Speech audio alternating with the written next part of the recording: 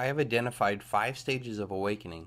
I feel that it is incredibly important for you to know this process so as to make the most of each stage and get through them as quick as possible. This entire project is centered on this process, and I have taken great care to put the information in the order that I wish I had learned it.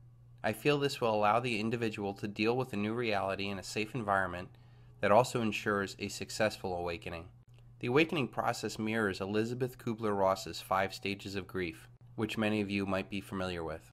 The reason why they mirror is because it is literally your old self dying, so that a totally free, new self can be born. Your body will physically and mentally react as if there was a real death in your life. We identify ourselves by what we do, what we wear, and what we drive. When you are awake, none of that will matter. You will transcend the current consumer order and be fully prepared to deal with a new paradigm. I feel it is incredibly helpful for you to understand this process, to not only identify where you are, but where you should be going.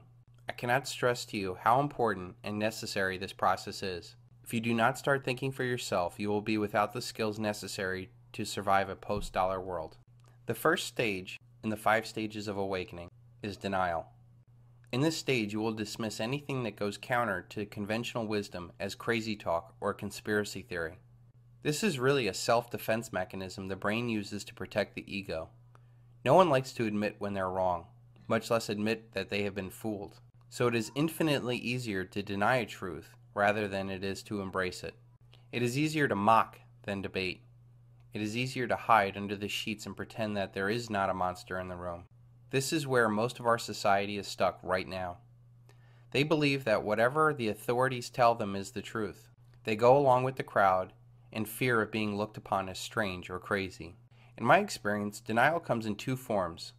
First is the most common and least dangerous form of denial. It is just not wanting to know the truth that might upset their happy little life. This innocent denial of ignorance is bliss mentality is held by so many Americans who think that things are going swell for them, so why ruin it with the truth? There was a woman I was working with that literally shut down on me when confronted with the truth. She literally said to me, "I do not want to know because that reality is too scary for me." This form of denial is the easiest to overcome because when things go wrong in their perfect little world, they will have no more excuses to not look for the reason why their world fell apart. There is no more bliss for them to remain ignorant. The economic depression and the political failures of both the Bush and the Obama administration have already shook a great many out of this denial. As long as people believe in absurdities, they will continue to commit atrocities. Voltaire. The second kind of denial is one that is much more pernicious. I view it as guilty denial. This is the denial of people who are actually benefiting off of the illusion of our paradigm.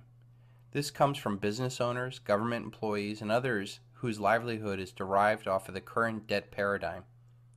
These people actively fight against the truth through disinformation or saying they just can't keep it a secret or that's just crazy conspiracy talk. They would rather create a plausible deniability to distance themselves from the reality of their actions or inactions. Their aggressive defense of the illusion shows me that they know what they are doing is wrong. They are too afraid to live outside of this paradigm, so it is better to try to hold it together despite its human costs.